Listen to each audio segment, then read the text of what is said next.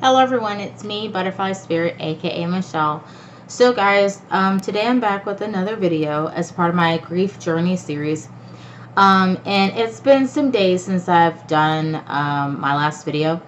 Um, and the reason why is because, I've been working and everything, and I always like to give myself time to make, these videos and have the time to do it, when I'm by myself and everything. And I can just express my thoughts in the clearest way possible.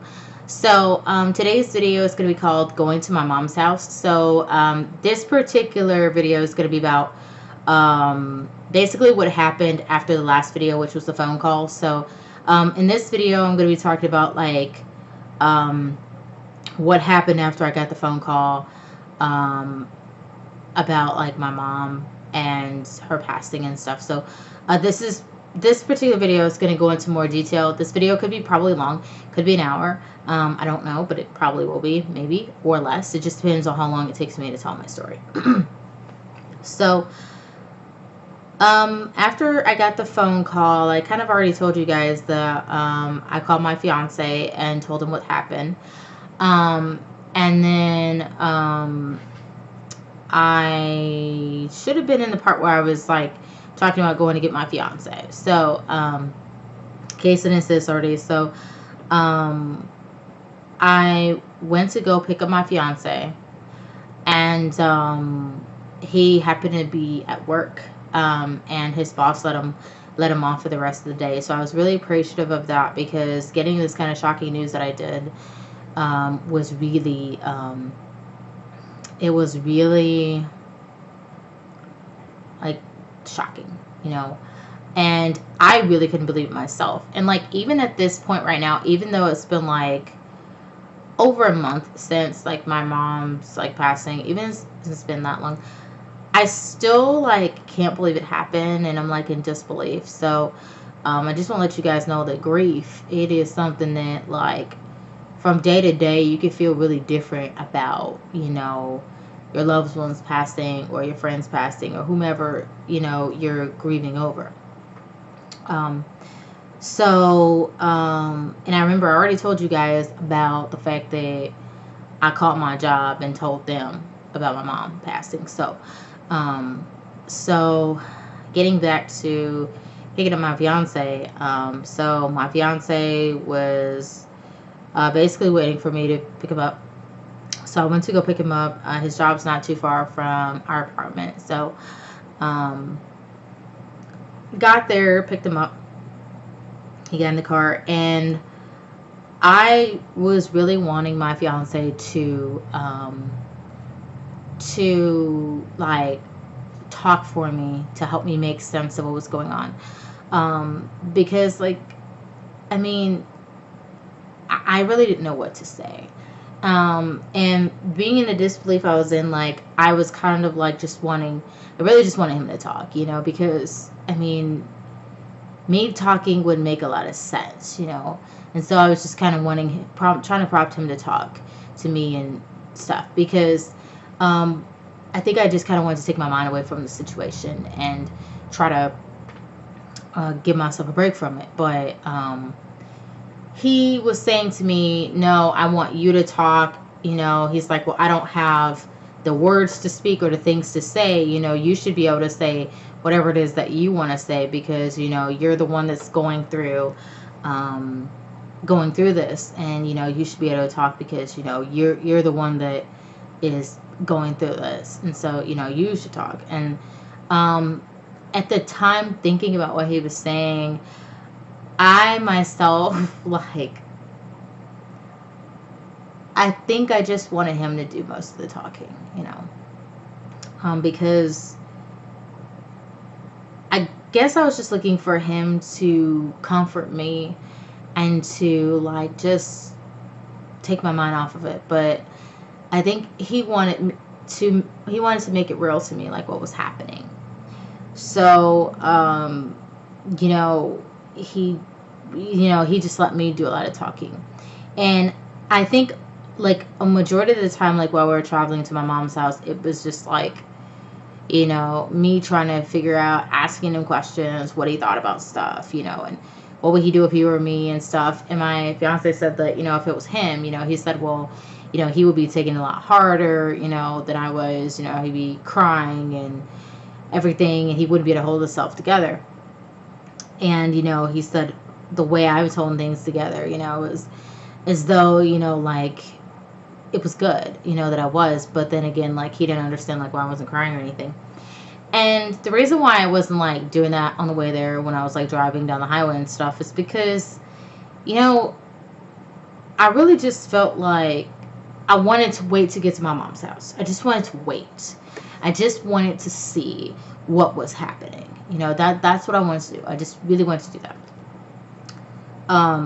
So when we got to my mom's house, then I parked in the backyard. And I couldn't park where I would normally park. I had to park like on the small space where I could park on the side of the garage and stuff, rather than where the garage used to be, where like my brother was parked at. So I just kind of like parked on the other little space of it, like a little ways from the garage, and my car could fit. But if I were to drive forward too much, then my car would have went off into the backyard. So I had to be careful. But I parked there before. I noticed my brother's car was running when I got there. His truck was running, and somebody was inside. I didn't know who. I thought it was my brother's girlfriend or something in the car. I wasn't sure who. But I later found out who it was that was in the car. I later found out that my uncle was in the car, and it wasn't my brother's girlfriend. So when I got to the house, I kind of gave myself a minute before I got out of the car. And this day was so damn cold. It was really cold this day. And like, it was just freaking cold. I know it had to be like, and like felt like in the like single digits and stuff. It was like really cold. So I got out the car, and then I just kind of like made my way to the front yard. Now, for some reason, I'm thinking that like before I even like made it through the before I even got to the front yard, like before I even like walked up my car, like my uncle like raised down my brother's window and said, "Michelle, I'm sorry, I'm sorry for your loss and everything." And I didn't really say anything. He just like raised the window back up. So I just thought I would say that part. And in this video, I'm not going to be structured or trying to make everything perfect. So I'm just doing these videos to like, get my feelings out. So So after I heard my uncle, say his little spiel, then me and my fiance made our way to the front, and I basically walked across the grass to the concrete, and then led up to a gate, and then I had to flip over the wooden latch to open the gate, and of course the trash cans are right there and stuff, because my mom puts the trash cans by the gate. And then I walked through the gate, and then like walked the ways, and the porch is like right here. Okay. And then like I noticed that the door was open to the house, and I noticed that when I got up there, there were people there, and the like right there, like adjacent to the porch, like on the sidewalk, there's kind of like the front, like where the front of like, I don't know. Okay, so basically, right there on the front walkway, next to the tree, I noticed that my dad and my brother were standing there. And there was like two other people. I guess these were like paramedics or something. And the fact that the door to my mom's house was open was, it made it more real. So my brother, came over, and then my fiance, he told my brother, he's like, well, man, I'm sorry for your loss and stuff, to my brother. And my brother would just start talking to my fiance and stuff. My dad was just kind of standing there. And my dad asked me, he's like, oh, what's going on? This and other. And I really didn't have a lot to say. I don't even think I said anything. I was just like, oh, I just came, I got the news, I just came. And I noticed that there was two white paramedics. There was like a white woman, and there was a white guy, and they're both paramedics. And I think the girl, she had like blonde hair and everything, has weight on her and stuff. And I have to sit up. She was just standing there, like everybody was like they're shivering cold, and we're just kind of waiting. And then I was kind of confused what we were waiting for. And then the lady said, oh, we're just waiting because we have to wait for the police to come and everything, or whatever, because nobody can go in because we have to wait for them to get here. And then I noticed that my uncle had came out the house. I guess he'd went in or something. And I was kind of like, well, darn, why did he get to go in? And I guess because he had already been in.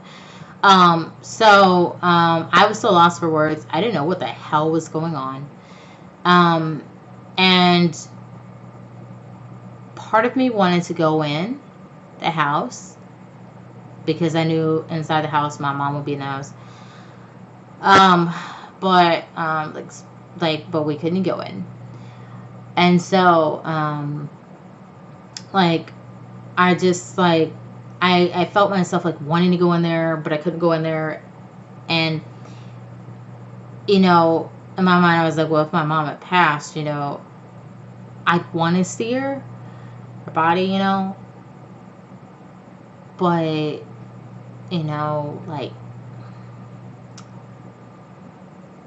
part of me didn't want to, because it was I guess a protection, type of a protection type of mechanism for me, if that makes sense. So outside shivering and stuff, waiting, and at some point it got to be too cold after 5 minutes, and I was just said to my fiance, I'm like, hey, I should go and sit in the car because it's cold and stuff, And so I made my way back to the car. We sat in the car and stuff.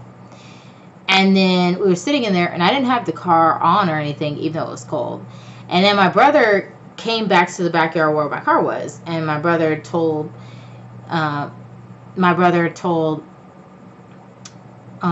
me and my fiance to turn the car on. He's like, just turn the car on, run the car. It's too cold not to have the car running. Turn the heat on, I'll pay for the gas. And, if you run the car, I'll pay for it, So we turned the car on, was running the car, and it was, felt warm, but, still cold. So we just kind of sat there in the back. And my brother's car was still running. And I was just talking to my fiance about, the situation. And I was just like, well, I really don't know what to do in this situation, But the fact that, my mom, the fact that it's happened to my mom, and it's, cold last day like this, this is really unreal, So, I think it was at some point, sitting in the car that, I think, my uncle was still sitting in the car, I guess, or got in the car, some kind of damn thing, I don't know, my brother's car. And then at some point, I think my brother's car moved. I don't know when it moved, but the car moved, and my brother moved his truck to, like, I guess the front. I don't know where he was going, but I think, like, he just moved his car. And I was sitting there, and then, like, my fiance was like, it's like, he was like looking towards the back of the house, and then this like bird appeared on this tree that was over here, like up in front of us. Well, not in front, but off to adjacent to us, like that way. And there was a little bird appeared on the tree, and he seemed to be happy. This was the only little bird ever. And I knew that little bird was a spirit that was there and stuff. And it made sense because there was no other birds. And it was so cold. Like, birds don't usually stay around. But that's how I knew this bird was a spirit. So, my fiance was in the car with me. And we were running the car. And then he said, he looked at the back part of the house. And he said, he told me what he saw, because he has the ability to, like, see spirits and stuff. So he said, your mom's right there, and she's holding her hand out, and she's doing this, to the glass. And I said, what? He's like, yeah. She's there holding her hand out on the glass, and she's saying, she seems sad, and she's like sad because she knows something has changed, and she knows that, that she's gonna have to go. And I was like, what? He's like, yeah. And so, and he was telling me, it's like, well, she's saying my baby, as in, and her baby is me. So, and she's holding her hand out because she didn't want to leave, And in the midst of this, the little bird flew away, okay? And then, and he told me, he was like, well, if you want to say something to her, if you have things you want to say to her, go ahead and say them. So, I can't remember word for word everything I said to my mom, but what I did say was, I said, Mom, I was telling you about this, and that, I didn't want you to be, tricked, because when you die, like, all you're really left with is the things that you knew. And remember the letters I told you, like, the things that you should say once you die, like the things you should say so you can prevent yourself from being reincarnated and stuff. And I told her, I love you and care about you, and that's why I sent you the information. And this was so that, you know what to do, because I don't want you to be stuck here. I don't want you to be reincarnated because of this Christianity. And I don't want you to do that. I want you to be free and everything. And, now you'll be able to, like, understand it, and stuff. And I said some other things. And then all of a sudden what happened is that on the patch where the truck was, like where my brother's truck was parked, there was some birds. It was like a whole bunch of birds appeared right there. And I knew those birds were spirits. And these spirits, they were spirits of departed family members.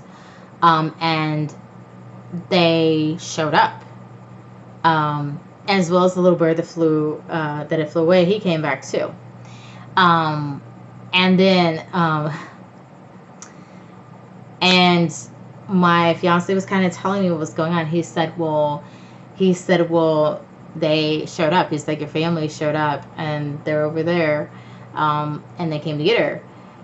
And it was so unreal. Like, I was like, oh my God. I'm like, this is what I've been wanting. I've been wanting them to be here when she needs, them. And I don't want her to be alone, And so they showed up, and they were all in the form of birds.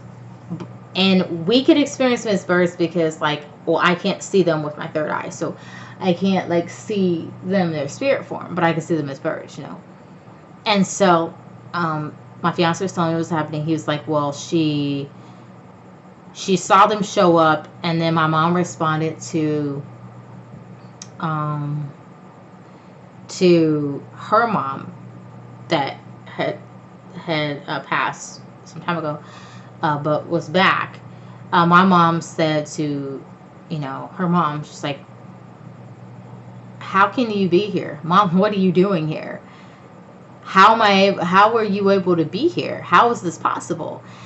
And my mom was just in disbelief that the people who she had lost showed up to her in their spirit form. And her mom explained to her that that she was going to have to leave and go with them, and that it was going to be okay. She just had to stay with them and stuff. And I guess my mom agreed, because my mom went from being a spirit stuck in a house, put her hand out on the window, to changing into a bird. And so, and then my mom became this little bird, and there's like 4 little birds and stuff, I guess. And she did, and I knew that,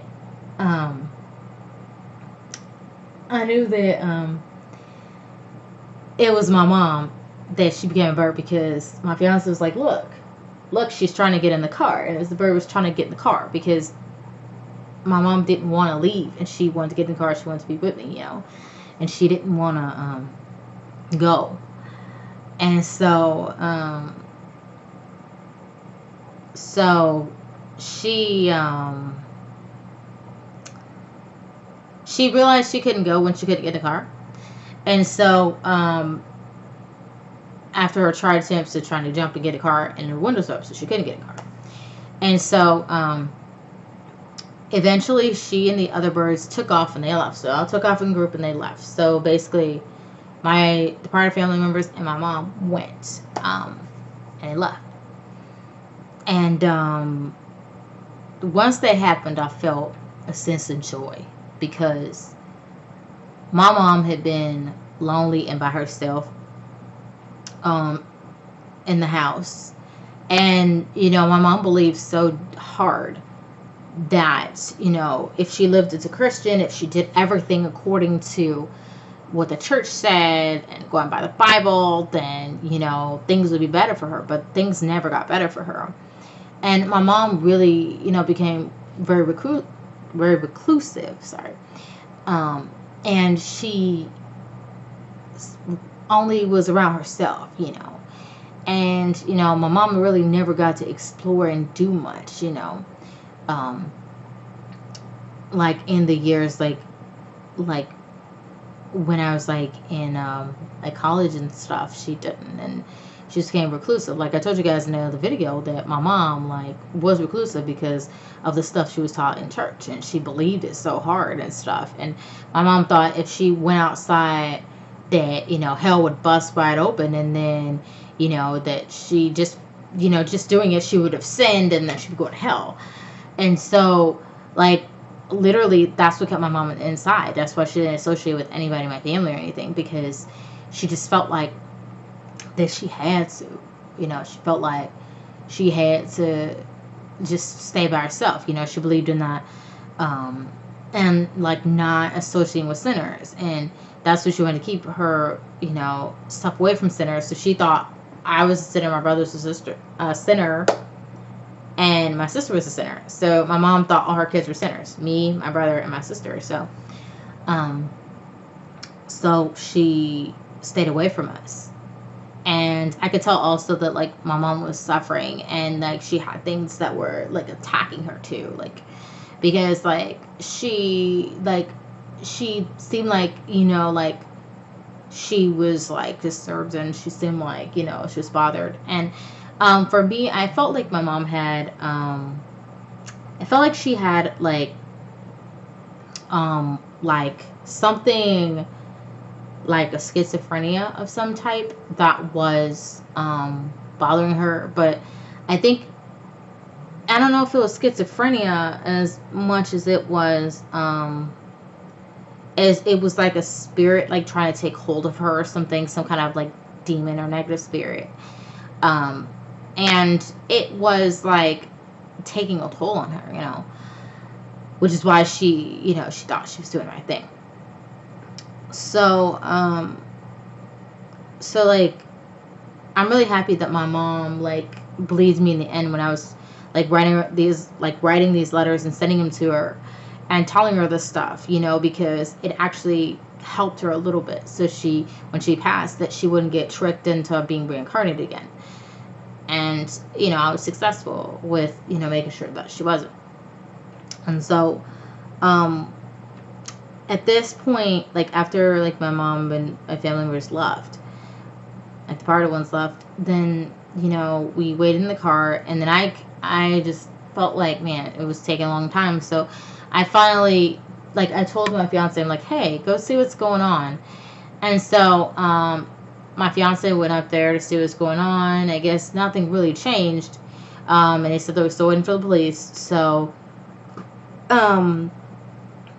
he came back to the car and everything, and I'm like, man, in the midst of all this stuff, the police aren't here, but they can, like, pull you over and everything and stuff and give you a ticket, but yet they're not here when it comes to my mom and stuff, So,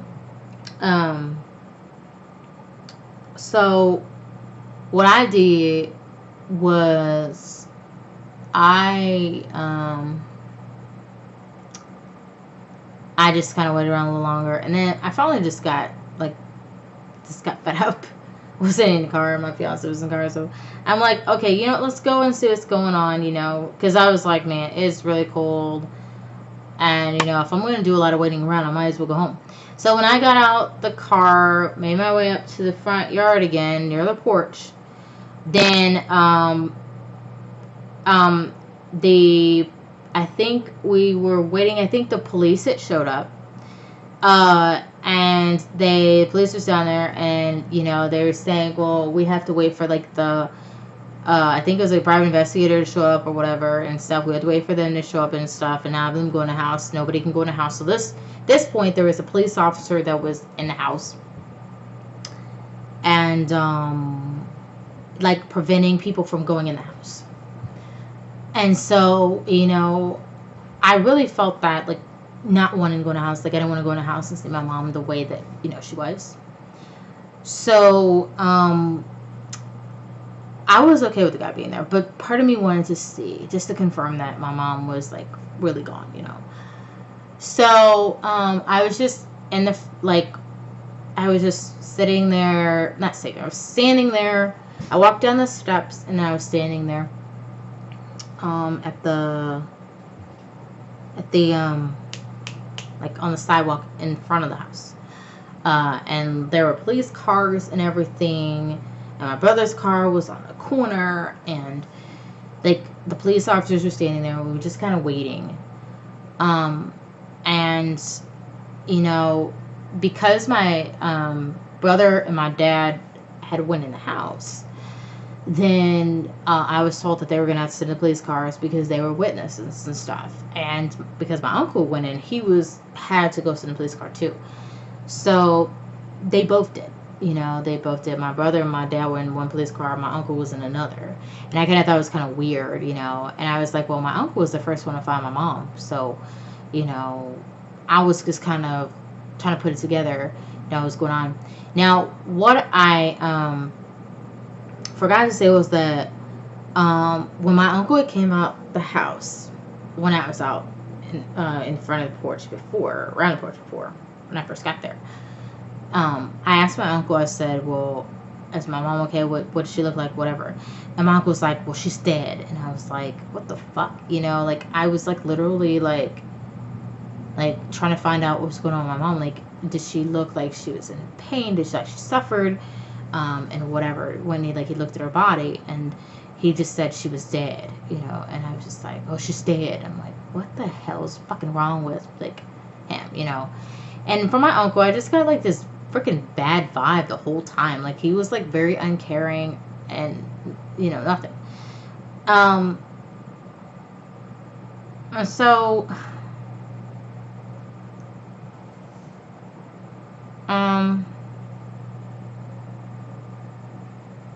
anyway, my lips are so chapped. So I stood on the sidewalk just waiting with the police and stuff. And then, like, after, like, what seemed like 5-10 minutes went by, then this guy, the private investigator, showed up. And when they showed up, then, like, it was, like, this black guy, and I think it was the other guy, but the black guy was, like, the investigator. And he, you know, kind of came to the police to get a, you know, asked them, like, what was going on, what the situation was, and they said, oh, well, you know, he's like, well, he said, well, you know, there's been a death, and suspicious death, and we just, you know, want to make sure everything's ironed out first and stuff. So, and the car here is the father and the son of the father and the son here, and then the uncle's in the other truck up there. And I noticed the police officer used the word deceased, I guess because I was standing right there and he didn't want to, like, I guess, offend me or anything. And then he asked who I was, and I said, well, my mom lives here, and I found out that my mom passed and stuff, and I'm here to just try to find out what's going on and stuff, because I literally got a phone call and everything. And so he was like, okay. So he's like, well, just wait one moment, you know. And so I seen the black guy go get into the police car where my brother and my dad were, and I was kind of standing where the police car was, and I was kind of looking in the window, and the guy got into the he was gonna, like, the guy started talking to my dad. So my dad was in the back seat, passenger side seat, and my dad was sitting there, and my dad was like, you know, the guy asked my dad who he was. He's like, well, you know, he's like, well, I'm here, you know, my wife passed, she's in the house, and you know, we came, you know, I came when I got the news. And he's like, sir, can you give me your information? So my dad gave him the information, you know, of his name. He's like, well, what's your first last name? What's your phone number? You know, stuff, so I can reach out to you, you know, and stuff. And then the guy went around the car, and he was gonna stand in the street and have my brother, like, tell him the information, his name and his phone number and stuff, and where he lived, whatever. But the black guy decided to get into the police car, and then he got in the car, closed the door, and kind of turned around and got the information from my brother. And, you know, wrote down his name, his phone number, where he lived and stuff. And the guy who was private investigator was there basically just to investigate to see who was here, because it was suspicious to the police and everything, that, you know. And when they got the call, they were just told that, you know, that there was a suspicious death, and that the door was open and everything, and there was, like, broken glass and everything and stuff, and it was, like, forced entry. So they were just, you know, trying to investigate and see what happened. So, you know, after, you know, they got my brother and my dad's information, then, you know, the guy let my brother and my dad out the car and stuff. And I noticed that my uncle, you know, I noticed that, like, my uncle wasn't investigated, even though he was the first person to find my mom and find out what happened, you know, because he discovered my mom's body. So he was the first person to discover it. And so I noticed that they didn't talk to him first. And so I was kind of surprised about that.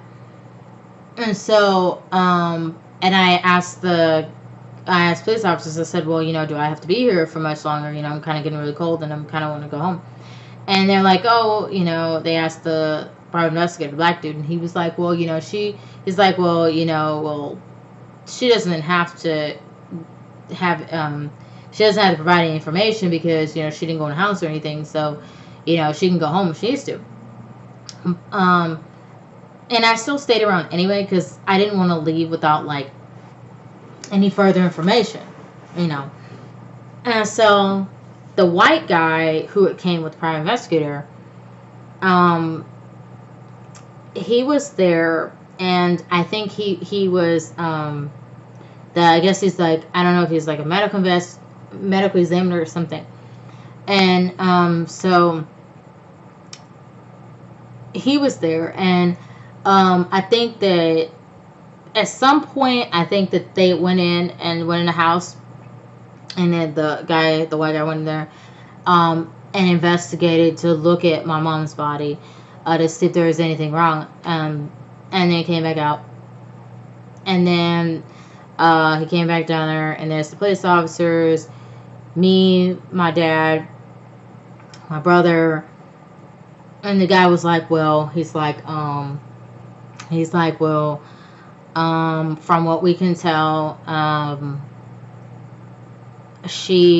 he's like, well, from what we can tell, basically it was like a medical issue that occurred, which is why she passed. And then my dad asked, like, well, how long was she in there? How long was she in that state, like, before she passed? Like, how long has she been dead for?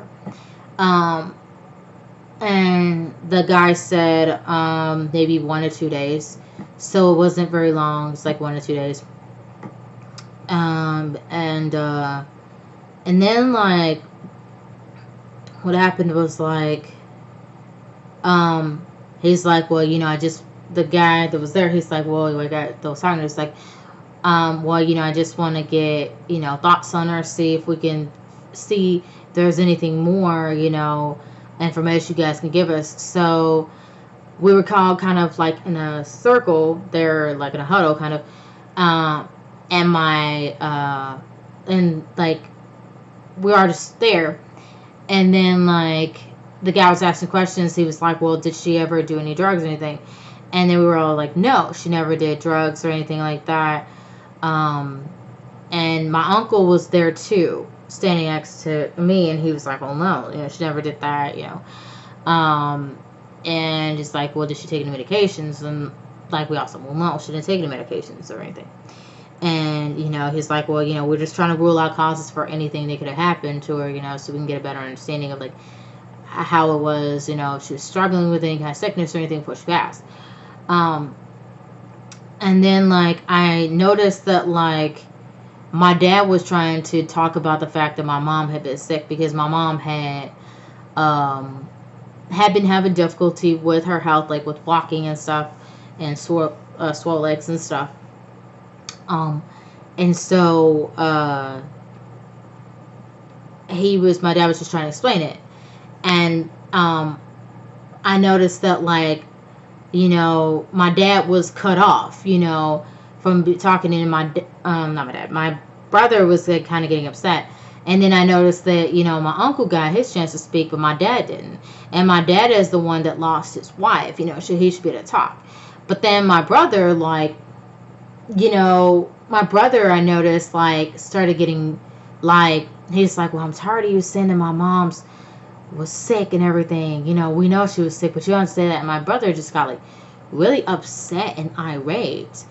And he was like got this like weird look in his eye, like on its stuff, like his eyes and stuff.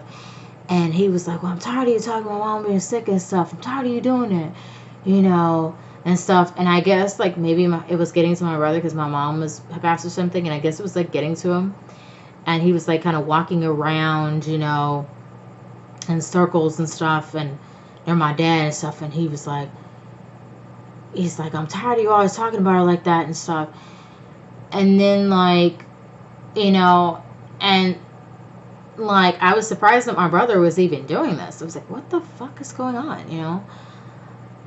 And then like, and then he made the comment, he's like, well, if like, he's like, well, saying stuff to my dad, like saying like, if it wasn't for my dad doing this, my mom would be better, she would be okay, she'd be in better health, And I think it was because of the hurt that my brother was like felt about losing my mom, because my dad had had infidelities on my mom and left my mom and stuff, and they had been separated for a while. And I think it was just all the pain coming on my brother and stuff. But I think something had like jumped into my brother. I think like some demon had got to him, because like evidently like the look he had on his face. Now I've seen that look before, of like demons doing that, where they like take advantage of like your emotions and stuff.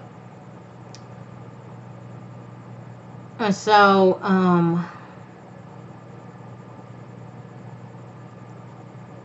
so um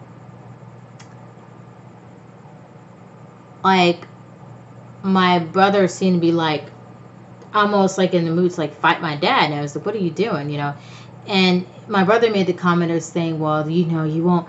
He's like, well, he says something about me not having a dad anymore or something like that and stuff. And I was like, what are you talking about? Like, I don't know what was going on with my brother. I don't know what thing or demon had attached himself to my brother, but my brother was like going crazy. And I was afraid for my brother, because I'm like, there's police officers right here. You really want to start something while they're here? You could, I'm thinking, oh my God, you can get killed from doing that and stuff. And so the white guy that was talking to medical examiner, he's like, okay, let's just calm down and stuff. And my dad seemed to be like trying to like make light of the situation and like not worry about my brother, and stuff. And I guess because my brother was like in the mood to fight my dad and stuff. And the guy that was like medical examiner or something, or special investigator or whatever, he was like, okay, he's like, okay, well, Reggie, you need to go down that way. So come on. He's like, he's like, well, I'm gonna need you, we're gonna separate you guys. So Reggie, I'm gonna need you to go down there way by your truck. He's like, Mr. Shannon, you're stay right here. Reggie, go down there. So, I guess he convinced my brother to walk down in the truck. And my brother's girlfriend was up there waiting, and she was like trying to talk to him and trying to calm him down and stuff. And the guy was talking. The guy like had Reggie stay up there. He's like, well, Reggie, you have to stay up here. It's like, we don't want to have to take you in or anything like that. I know you lost your mom and everything. You're upset and everything. But, you're going to have to, like, calm down. So we're going to need you to stay up there. And my dad was where I was. And my uncle was still there and stuff. And I'm like, and I was talking to the guy, like, the examiner came back. And he was like, well, I'm sorry you guys are going through this. And it's tough and stressful. And I said, yeah, it is. And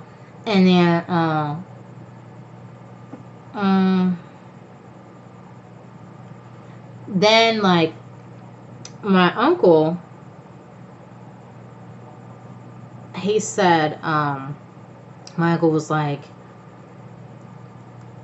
seemed like he was trying to agitate the situation by saying something against my dad.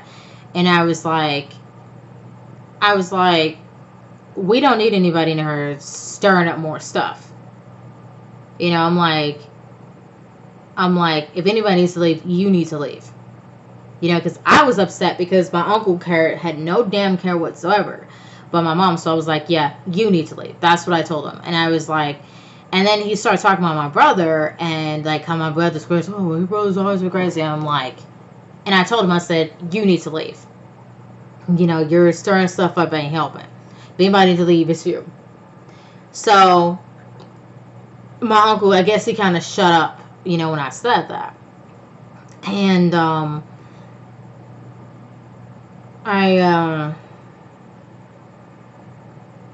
was there with my dad and police officers and stuff.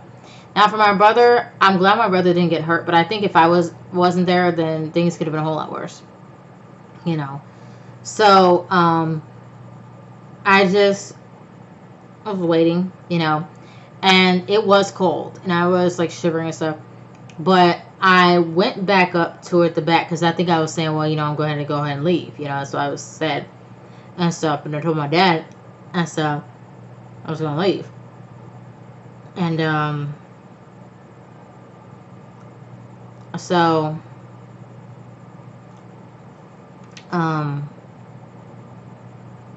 what was it? So I went back towards the back, and then um, there. I think there was two guys up on the porch. One was police officer. I think it was some paramedics and stuff, and they said, um, and they said something about. Um, I don't even know. Like, it's very hard to describe, but I think it was something where they said that they were going to bring out the body or something. I don't know, but um, I was gonna leave, and I turned around, and then I was standing there for a minute. I was just kind of observing the situation, looking in the front yard, from the side of the house. Nice the fence, and then I saw. Um, I didn't hear anything, but I saw them bring like out um, the gurney, and on the gurney there was a body bag, and my fiance happened to be at my side at this point, and it was low down to the ground, and then they brought it up, and my fiance said from the look of like the bounce, like when they bounced the body up, my mom's body up, that he felt really sad about it, because he was like, like how you have a live person and usually there's resistance when you raise a person up, right? But my mom's body, there was no resistance. It just bounced like there was no life left. And that was the confirmation that my mom was gone. I didn't see my mom's body or anything like that. I just know that like that body on the gurney was my mom's body.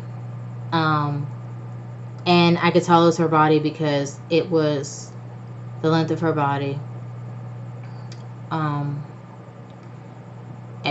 I just found myself just like standing there and watching them go down the steps, carefully with the body, the gurney. And I just kind of stood there and watched, and I felt sad watching. And I just like, it's like a black body bag, by the way, that she was in. And I just watched them go down the steps and down the sidewalk, and then go down another set of steps. And I just like, I don't think I can cry. I think I wanted to. I believe I wanted to do that. But like, I think watching them put the body into like the back of this like Suburban, like Yukon truck, like, I think it was like sad, because I'm sorry, I'm getting emotional, but I knew that my mom, like, I knew that my mom's body was in there, and I just knew. I knew that her soul was not in that body anymore. And I just knew it, I knew her soul was gone.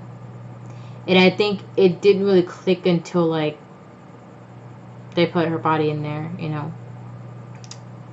And I just kind of stood there, and I wanted to cry, but like I knew I couldn't. It wasn't the time and place to do so. And I know some of you guys are probably like, no, you could have cried and stuff, but I didn't, I didn't do it. I just kind of wanted, I think I wanted to cry, but I didn't.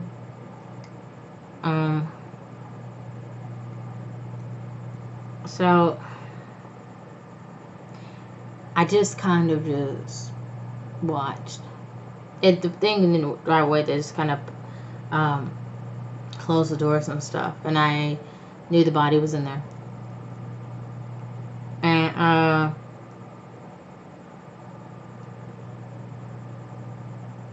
I walked up to the front yard where the steps were, and I was just like looking at the Suburban where my mom's body was, um, and the guy that was like the investigator, medical investigator, examiner, whatever it was, um, he gave me his card, and he was like, well, you know, if you need any further information, you know, here's my card, you know. And so I was like, okay, you know. And I think it was at that point after my mom, like, her body was put in there, I think it was, I felt like it was okay for me to leave.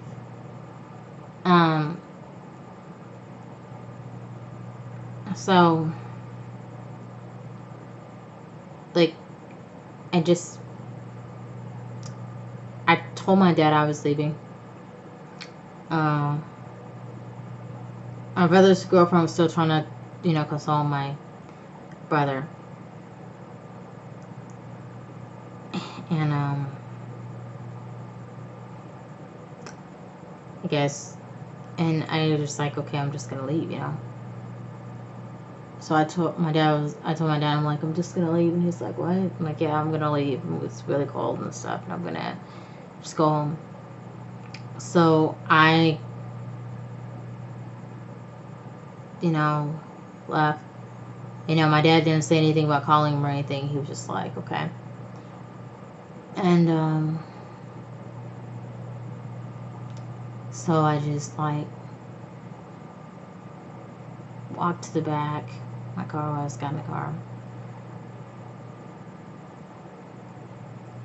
I don't know if my fiance had walked back there with me or not. But, you know,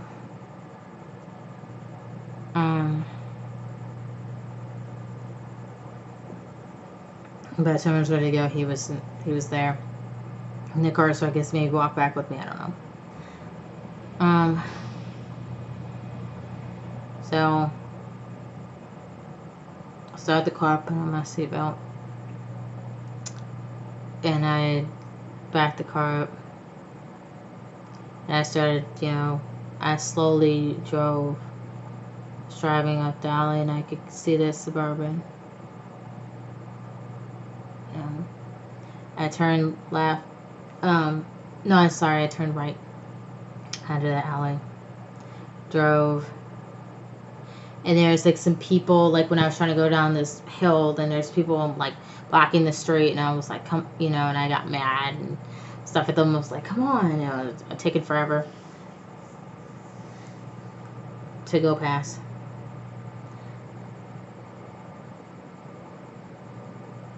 And as I was driving down the hill,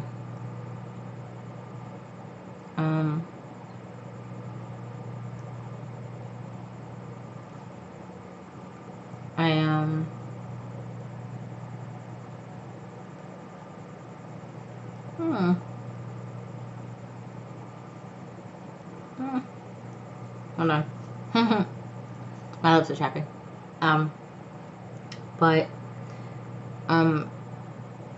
I was driving down the hill, and I started crying as I was driving, and I was just like crying, not because I was sad, but I was crying because I was happy that my mom's spirit was free. Finally.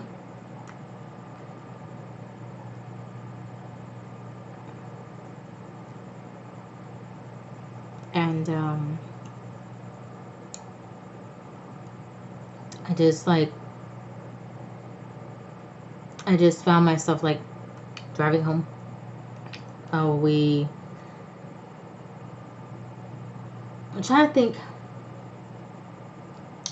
Oh yeah, no, that was a different day. So we drove home, and like as we were driving, like, you know, my crying and stuff, but I was just happy that my mom was set free and she was okay. And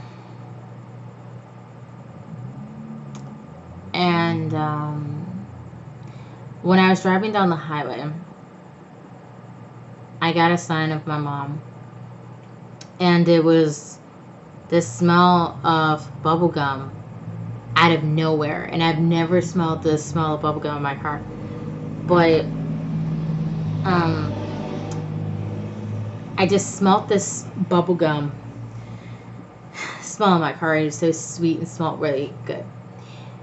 And that was the sign I got from my mom and stuff. And I knew it was mom doing it. And, you know, I felt a little bit better.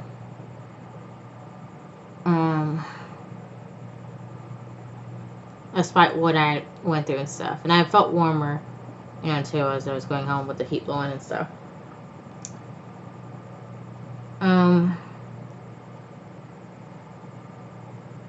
And after smelling that smell and realizing that my mom was spirit and she was okay, I felt a bit better. Which doesn't mean that I wouldn't shed tears later, but I just feel like at least I knew that she was okay. I think that was her sign of telling me that she was okay. And me and my fiance was just kept driving towards home. So that's pretty much the story of, like, not the story, but that's pretty much like the wrapping up the day of going to see, that's pretty much me wrapping up going to my mom's house and what happened with that. It was very cold, very emotional, a lot of emotions going on. But, you know, after that day, like, there's a lot of stuff that I'm gonna, you know, go through, which I'm gonna tell you guys in the, like, following videos, because I got a lot of videos and we talk about my grief. But I think that day of going to my mom's house, that particular day stays stuck in my mind. Even now, I'll have like flashbacks of, like, seeing like flashbacks of her body in the body bag and putting it into the, like, back of the Suburban and stuff. Like, I think that's something that flashes in my mind a lot. And I think that's one of the things that stays stuck with me the most. It's just, you know, the images of, like, her body being on the gurney and then rolling it down the steps carefully and everything, and then putting her body in a Suburban. You know, those are visions of what stays with me most. You know, and they come even now. And I want to tell people, like, if you're grieving and you go through like what I'm going through with, like, seeing different things on the day that, like, when you found out your parent passed, like, on that day, you're gonna, like, literally find out that, like, you're gonna remember those images, you know, days, weeks, months, maybe even years from that point, because that day for you is gonna mark a change in your life, like it has for me. So that's pretty much it for what I'm going to say in this video. Next video I'm going to do is going to be called Working in the Shock and Sadness. And that's kind of going to be talking about, like, how I was dealing with the grief, like, when I went back to work, like, after finding out that my mom passed. So stay tuned for that, guys. Thank you guys for joining me, and see you guys in my next video. Bye.